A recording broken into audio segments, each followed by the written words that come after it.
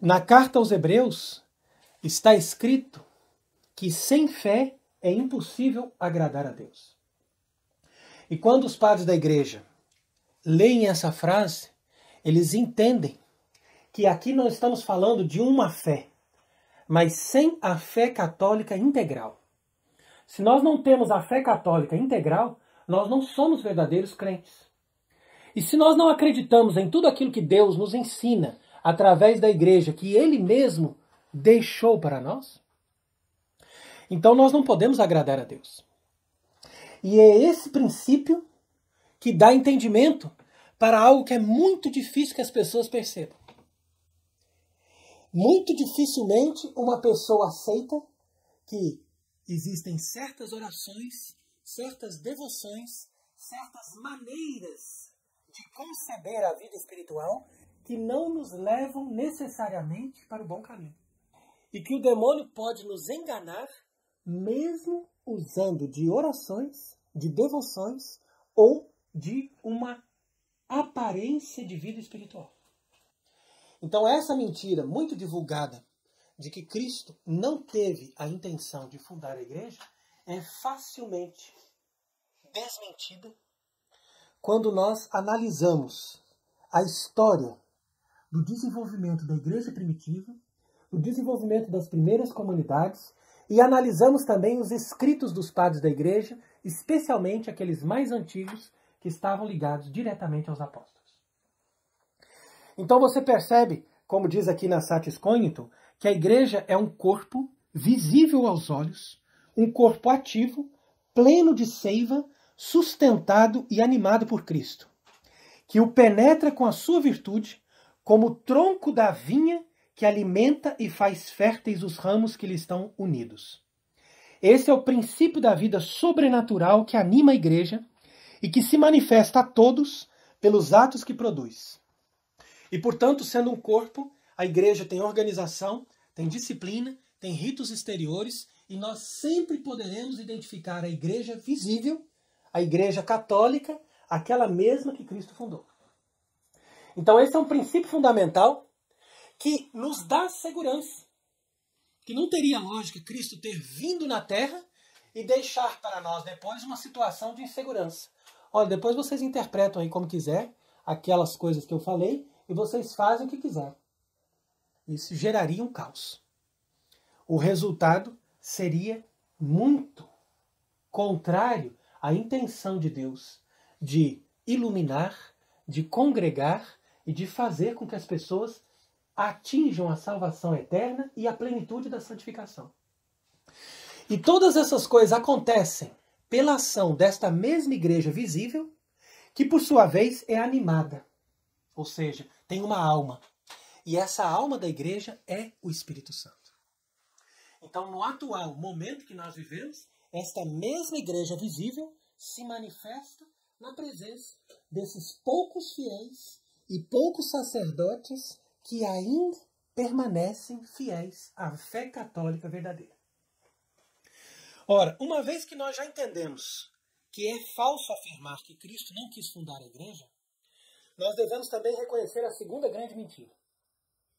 Que Constantino teria aprovado uma igreja oficial que não era a mesma igreja que os apóstolos organizaram.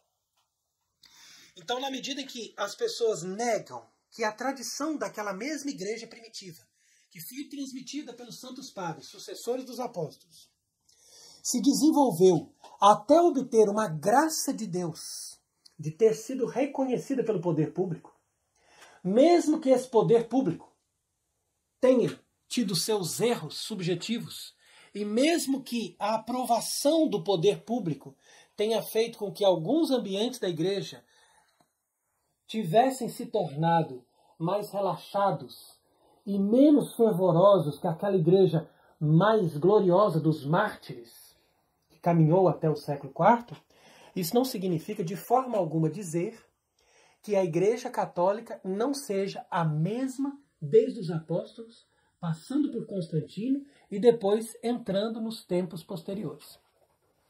Isso seria também negar a ação de Deus e a ação do Espírito Santo em todos os tempos. E é por isso, então, que nós vamos perceber que, pelos próprios escritos, que são comprovadamente históricos, daqueles sucessores dos apóstolos, as mesmas doutrinas e os mesmos sentimentos que eles tinham foram manifestados também nos concílios que se seguiram à aprovação de Constantino. Inclusive, quando os protestantes começaram a organizar os diversos movimentos no século XVI, eles perguntaram para Calvino o que ele achava que deveria preservar do ensinamento da Igreja Católica. E Calvino disse: nós não podemos abrir mão do Concílio de Nicéia. Porque se nós abrirmos mão do Concílio de Nicéia, nós não vamos ter nenhuma base para nós fazermos aquilo que eles pensavam que era a igreja primitiva. Então você percebe que o próprio Calvino, que foi talvez um dos mais radicais naquele movimento da reforma, entre aspas, dos protestantes, ele fez questão de guardar os decretos do Concílio de Nicéia, que foi feito em 325, para que eles não perdessem a base da fé, e segundo ele, era a confissão da Santíssima Trindade. Então, se Calvino aceitou a tradição da igreja até esse primeiro concílio, o que impedia esses protestantes de aceitar também o concílio seguinte em Constantinopla e todos os outros concílios e todas as outras definições dogmáticas que fizeram com que a igreja chegasse até os dias de hoje? Então é por isso que a gente tem que entender que ou você tem a igreja como um todo, ou você não tem nada.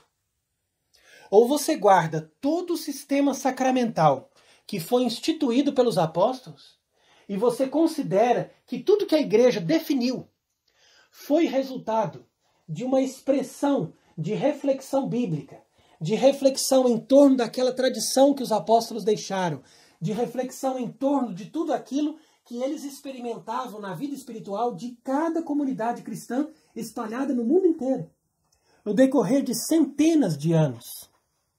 Então, aquele consenso cristão, que nós chamamos o depósito da fé cristã, jamais pode ser alterado ou negado. Do contrário, você perde todas as bases da fé e o resultado das pessoas que assumem esse pensamento é a perda completa de todos os parâmetros. Por isso que quando nós falamos em termos de criticar o pentecostalismo, nós não podemos também assumir uma espécie de fundamentalismo, como se nós tivéssemos leis ou como se nós tivéssemos somente passagens bíblicas para ser o nosso critério de orientação. Mas Deus não deixou para nós nem uma Bíblia e nem uma cartilha religiosa para seguir. Mas o que Deus deixou para nós foi o Espírito Santo. E quando o Espírito Santo veio em Pentecostes, ele criou uma igreja carismática, mas que era, ao mesmo tempo, institucional. E foi por isso que no dia que Cristo ressuscitou dos mortos, você observa que correram para o sepulcro Pedro e João.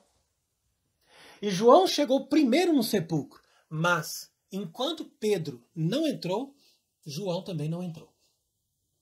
Então, isso nós devemos entender como essa dupla dimensão, ou seja, a dimensão carismática e a dimensão institucional.